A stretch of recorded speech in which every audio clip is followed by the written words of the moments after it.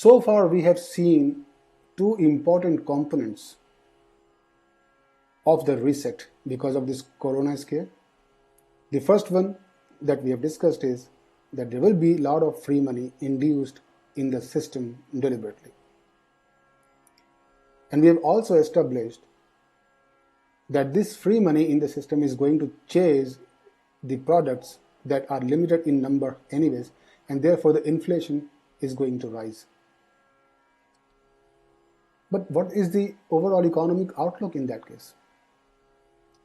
Now, at this point of time, let me warn you that there will be a lot of things happening, most of which, as normal people, we will never be able to know. There might be some news here and there, but a lot of resets would actually be happening in the system itself. In this challenging time, when negative news is abound, it's actually an opportunity for the system to throw all the skeletons out of their closet.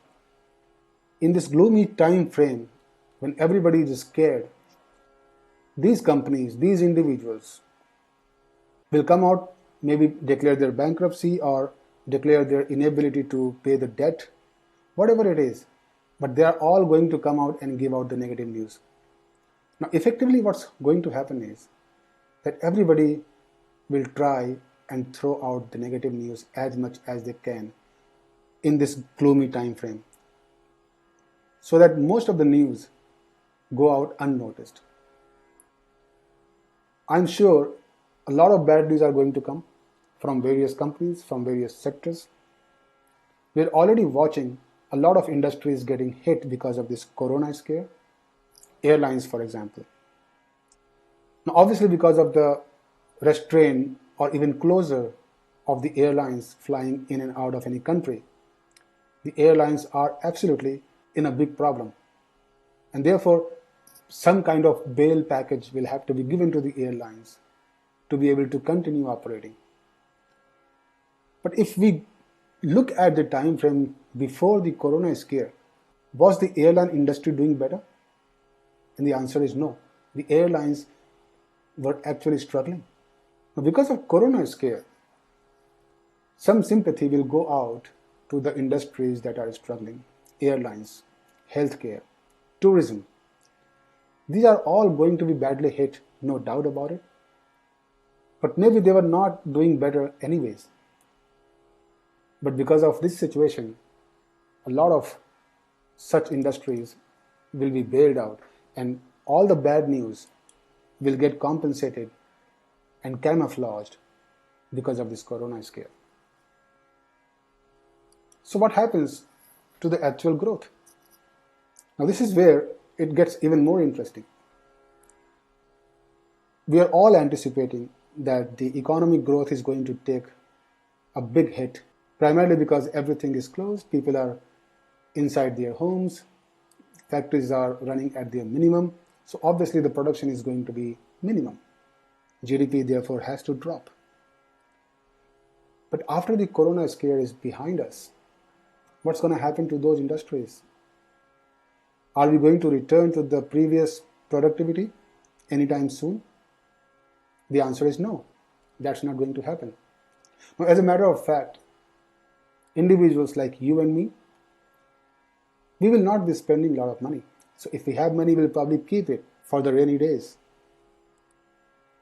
Now, if we don't go out buy things, obviously the companies that are producing those products will have no incentive to continue producing or even increasing their production.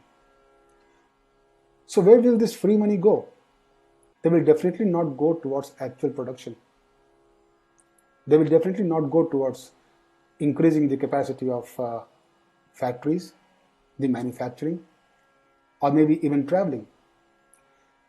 People are going to be skeptical about spending, and therefore the commodities, the necessary stuffs will not see a lot of growth in a few months and years after the corona scare is behind us. But remember, we still have that free money out in the system that is going to change something. So what happens to the inflation? What happens to the GDP? That money will eventually come in the system. They will get spent somewhere, eventually get added to the GDP. Now, GDP is going to really look good, but only because this new money is getting added in the figures of the GDP. So this time, the growth is not productivity related growth, it is the inflation driven growth. It is the free money that is getting added to the growth. So from now on till about 3 years, when things are actually going to get reset in a better way, when the money and the productivity actually go to the factories, to the manufacturing, and to the real stuffs, we are going to see inflation-driven growth only. Even though the numbers are going to swell everywhere, industries are going to look good, but only in terms of figure, not in real growth. And we can see from the fact that in the next 3 years, because of the slowdown, no real jobs are going to get created. People are not going to hire anymore. The companies are not going to hire anymore. So if the job creation is not happening, then obviously you know that the real production, the real growth is not happening. It is only happening because of the free money that is deliberately being induced in the system. Let's look at the GDP growth of United States, and I find it very curious. I'm sure you will also. 2009, it was negative 2.5%. 2010, it went back to 2.5, the typical growth rate, and had pretty much been there ever since. In the last 10 years, the United States has grown by less than 2.5%. Now think about it. The 13 trillion extra dollars that got printed, besides the existing GDP that was there back in 2008, could only get you a flat 2.5% growth rate. Now obviously, the GDP figures are not telling the exact story of where these $13 trillion went. The money that goes in stock do not get added to the GDP, so therefore they will not get reflected here. But we saw that the stocks had seen 10 times rise in the last 10 years. So a big chunk of the free money that got printed in the United States system went to the stocks but never came to the GDP. Now this is the reason why the GDP stayed flat, but the assets like stocks, the real estate, and the other assets got inflated. Now what does that mean now? Now that we have a lot of free money going to come in the system, which nobody is going to complain about. Now we'll also have a significant inflation going into various sectors, which again nobody will complain about. Then what is going to happen? Where exactly is the free money going to go? What happened after 2008-9? We have seen that real estate went through the roofs. The stocks had a phenomenal gain. Now, some of the economists termed the situation to be some kind of asset bubble. Why asset bubble? Because the free money was not going into real growth of the economy, like the factories, the manufacturing, or the goods, but actually it went into assets.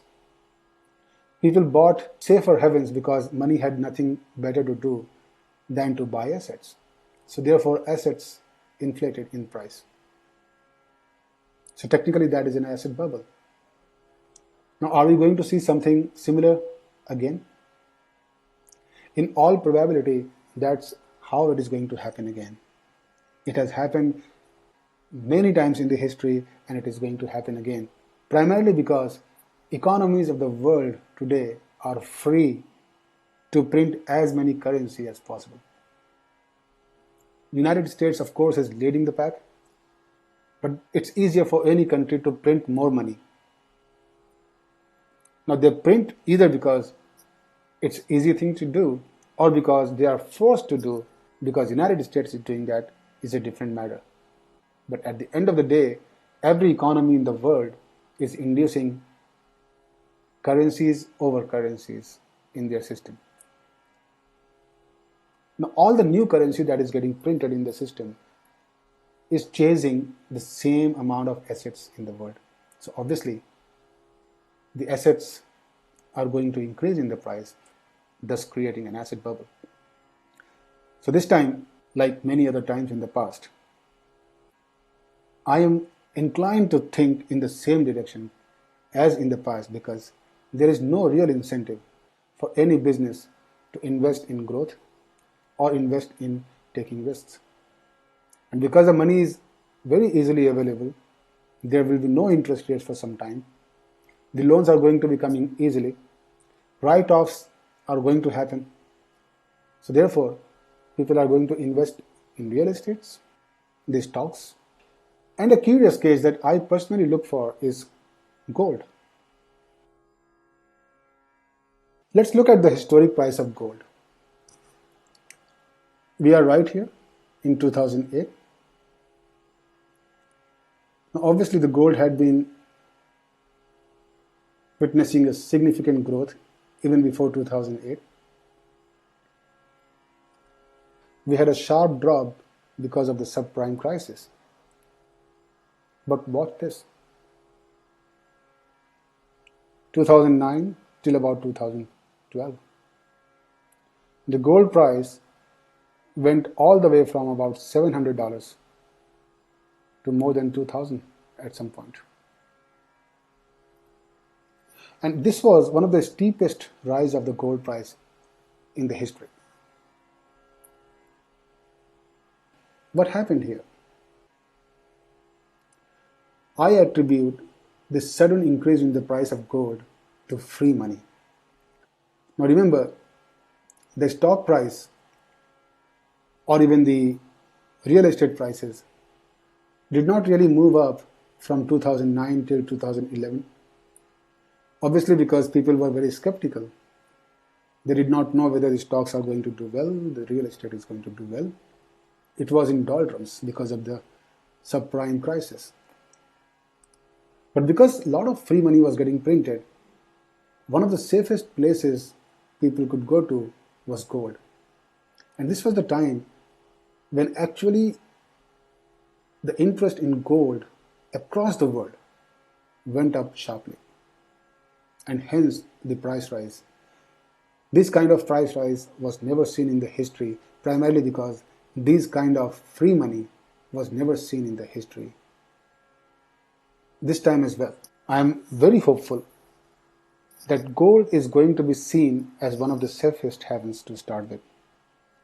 So initially, the free money which is going to get printed in the system across the world is going to go into gold.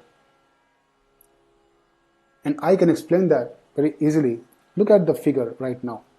This is the coronavirus scare time frame. Now remember, I showed you that almost all the stocks have fallen 30% or so. The major indices have fallen 30% or so. Right here. The stocks have fallen significantly. But what's happening to gold? The gold prices are going up. Now, obviously, at this point of time, people are moving towards the safer haven, which is gold. But this is going to get even serious because of the fact that a lot of new money is waiting to be absorbed by gold. This free money is not going to go into stocks immediately. The free money is not going to get into specific growth or any industry significantly. So therefore, people are going to first place their bets to secure themselves. And that is gold. Now, this is where the opportunity lies. In all probability, the world is going to move into investing in the assets which are already existing. So watch out for the real estate, watch out for the stocks, watch out for gold. This is where people are going to be investing when the free money gets into their hand.